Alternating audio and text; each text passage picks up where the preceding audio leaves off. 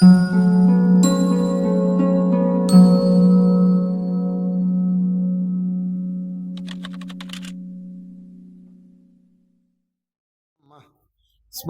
విహారి.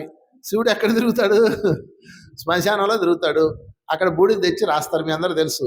ఆయన భోజనం వెండి పల్లెం కాదు, కపాలం. ఈ శ్మశాన విహారం యొక్క అర్థం ఏమిటి?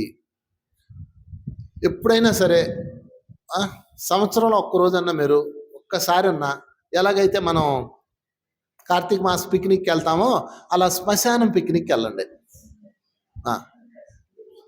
పిక్నిక్ కాదు, శ్మశాన విహారానికి వెళ్ళండి. మళ్ళీ మందన వేసుకొని వెళ్ళకండి. భోజనం క్యారేజీలు మందన వేసుకొని పట్టు చీరలు కట్టుకొని వెళ్ళకండి. ఉన్నది ఉన్నట్లుగా సామాన్యంగా మీరు ఒక్కసారి శ్మశానానికి వెళ్ళండి. ఒక్కరోజు అక్కడ గడపండి. ఒకరోజు ఎంత ఉండాలి? అట్లీస్ట్ ఉదయం వెళ్ళి మధ్యాహ్నం సాయంత్రం దాకా ఒక 4-5 శవాలను తగలెట్టడం చూసి అప్పుడు రండి.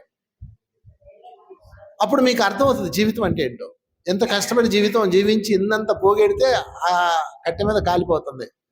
హరిశ్చంద్ర పద్యాలు ఉన్నాయి చూడు, ఇచ్చోటనే అని పాడతాడు.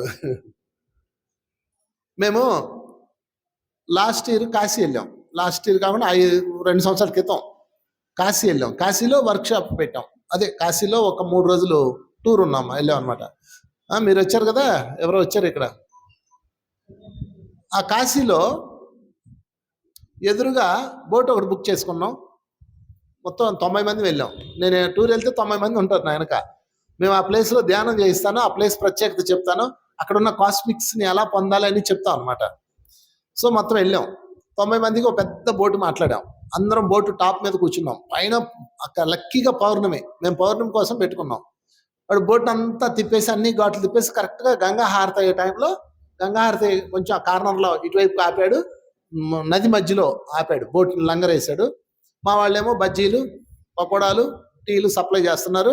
అందరూ తింటా గంగా హారతి చూస్తున్నారు. నేను అందరినీ ఇటువైపు చూడండి అన్నాను. ఇటువైపు ఏముంది? శవాలు తగలాడుతున్నాయి. ఎంతో దూరంగా అది నుంచి అదిగో కొంచెం ఒక 500 మీటర్లు అంతే, పెద్ద దూరమే ఉండవు కదా. హరిశ్చంద్ర ఘాటే. ఇక్కడేమో శవాలు తగలాడుతున్నాయి. ఇది చాలదన్నట్టు మాతో పాటు ఒక అతను వచ్చాడు, మల్లికార్జునరావు అని, మన నెల్లూరు తపోవనం చూసుకుంటారు ఆయన. హరిశ్చంద్ర పద్యాలు వచ్చి బాగా. నేను ఆయనకి మైక్ ఇచ్చి, ఆయన మామ అంటాను అనమాట ముద్దుగా, మామ నువ్వు పద్యాలు పాడు అన్నాను. అంతే, ఆయన అందుకున్నాడు, ఇచ్చోటనే లేత ఇల్లాలు నల్ల పూసలు గంగ పాలయ్యను అని అందుకుంటా ఉన్నాడు. ఇందులో ఒక ఆయన ఉన్నాడు, రామారావు గారు అని, విజయనగరం పిఎస్ఎస్ఎం ప్రెసిడెంట్. ఆయన వచ్చాడు. ఆయన పకోడా తింటున్నాడు, అటు చూస్తున్నాడు, ఇటు చూస్తున్నాడు, పైన చూస్తున్నాడు, ఇటు చూస్తున్నాడు, నన్ను చూస్తున్నాడు. అర్థం అంతా అయిపోయింది మధ్యలో. ఆయన మైకి తీసుకుని అంటాడు, అయ్యా నా జీవితంలో నాకు మోక్షం వచ్చింది ఇక్కడే అంటాడు. తర్వాత టూర్ అయిపోయి వెళ్ళిపోయాక అందరికీ అదే చెప్పాడు. ఒక 1 ఇయర్ పాటు ఇదే చెప్పాడు అందరికీ. 1 ఇయర్ చెప్పాడు, నేను ఒక గొప్ప జ్ఞానోదయం పొందాను కాశీలో, వంశీ గారితో టూర్ వెళ్ళాను, హరిశ్చంద్ర పద్యాలు, శవాలు తగలాడుతున్నాయి, చేతిలో పకోడా ఎట్టాడు, ఇటువైపు ఏమో గంగా హారతి, ఏం అర్థం కావట్లేదు నాకు. ఇటు దైవమో, ఇటు శవమో, అటు చందమామ. నాకు అప్పుడు అర్థమైంది జీవితం ఎంత నిస్సారమైంది. వైరాగ్యం వచ్చేసింది నాకు. ఇందులో ఏమీ లేదు, ఈ ధనంలో ఏమీ లేదు. అక్కడ తగలడిపోతున్నాయి అసలు శవాలు. మనం శవం చూడడానికి, మనం శవాన్ని చూస్తే స్నానం చేసుకొని ఇంటికి రాం. అక్కడ అట్టే లేదు. కాశీలో చాలా సరదాగా ఉంటది. చలిమంటలు కాగుతుంటారు, శవం తగలడుతుంటే ఇటు చలిమంట కాసుకొని మాట్లాడుకుంటుంటారు. ఆయన జ్ఞానోదయం అయింది ఆయనకి. 1 సంవత్సరం వరకు అండి ఆ క్లాస్, ఏ క్లాస్కి వెళ్ళినా అదే చెప్పాడు. రీసెంట్గా ఆయన శరీరం విడిచిపెట్టారు. ఆయన బహుశా దానికోసం అక్కడికి వచ్చి ఆ మోక్షం పొందాడు అనిపించింది నాకు. చెప్పకూడదు రామారావు గారికి. సో ఫైనల్గా శ్మశాన విహారి అంటే, మిత్రులారా, ముందు ఫస్ట్ మీ పిల్లల్ని ఒక్కసారన్నా శ్మశానానికి తీసుకెళ్ళి, శ్మశానం అంటే దెయ్యాల కేంద్రం అని, అదేదో మంత్రగాళ్ళు ఉండే ప్లేస్ అని, ఈ చెత్త చెదరం పిల్లల మైండ్లో సినిమాలు కథలు ఎక్కించినాయి. ఏమీ కాదు. ఇది కూడా ఒక అద్భుతమైన జనన కేంద్రం లాంటిదే, మరణ కేంద్రం. శరీరాలన్నీ నశించిపోయే ప్రదేశం.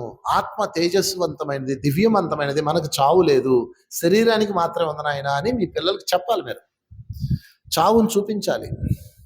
ఈ చిన్న పని చేయకే బుద్ధుడికి వాళ్ళ నాన్న దాచిపెట్టాడు. సడన్గా బుద్ధుడు బ్లాస్ట్ అయ్యాడు. ముందు నుంచే చూపిస్తే ఏ ప్రాబ్లం ఉండదు. అందుకని శవాలు తగలెట్టేటప్పుడు చూపించండి పిల్లలకి. అమ్మో అమ్మో అమ్మో అనకండి. ఆ శవం వచ్చి ఆ దెయ్యం వచ్చి నిన్ను పట్టుకుంటుంది అని అట్లా పిచ్చి చెప్పకండి. ఏ దెయ్యం ఎవరిని పట్టుకోదు. అందుకని శ్మశాన విహారి అనేది శివుడికి ఎందుకు ఉందంటే సింబల్ ఆఫ్ వైరాగ్యం. మీరు కూడా శ్మశాన విహారం చేయండి. ఫస్ట్ వైరాగ్యం కాదు, ఇందులో భయం తీసేయాలి. ఏమి ఉండదండి. మనం ఒకసారి శవం వీధిలో ఉన్న శవం వచ్చినా మనం ఇల్లంతా కడిగేసుకొని తానాలు చేసేసి నానా రచ్చ చేసేసి భోజనం చేస్తాం. అవునా? శ్మశానంలో ఉంటారు కదా, అక్కడే కాలుస్తుంటారు. మరి వాళ్ళ ఇల్లు అక్కడే ఉంటుంది, వాడు అక్కడే కలుపుకొని తింటుంటాడు, వాడికేం కాదు. అంటే ఇవన్నీ మనం పెట్టుకున్న దరిద్రాలు, భయాలు, అసహ్యాలు అన్నీ తీసేయండి. అది ఒక సహజమైనది. బాడీ వచ్చింది, బాడీ పోయింది. బాడీ రావడం ఎంత సహజమైందో బాడీ పోవడం కూడా అంతే సహజమైంది అన్నది మనం విహారంలోనే తెలుసుకోగలం. అందుకని మీ ఊళ్ళో ఏమైనా శ్మశానాలు ఉంటే చక్కగా వెళ్ళండి. ఇప్పుడు శ్మశానాలు చాలా చోట్ల బాగున్నాయి, మంచి పార్కులు తయారు చేశారు, ఆడవాళ్ళు కూడా వెళ్తున్నారు. వాళ్ళ స్నానాలు చేయడానికి అన్ని ఏర్పాట్లు చేశారు, బాగున్నాయి. ఇప్పుడు శ్మశాన భూములన్నీ, కైలాస భూములన్నీ చాలా బాగున్నాయి కదా. వెళ్ళండి. ఇప్పుడు మారింది, సమాజం మారింది, ఆడవాళ్ళు కూడా వెళ్తున్నారు. ముఖ్యంగా పిల్లలు తీసుకెళ్ళండి, పిల్లల్ని తీసుకెళ్ళి చూపించండి.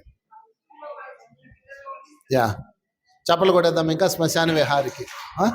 సో ఫైనల్గా శ్మశాన విహారం ఎందుకు చేయాలి అంటే, మనము శాశ్వతము కాదు, ఈ శరీరము రాలిపోతుంది, మనం శాశ్వతమైన ఆత్మ పదార్థాలము, మనం శరీరాలం కాదు, దివ్య చైతన్యాలు మనం అన్న ఒక స్పృహ కలగాలి.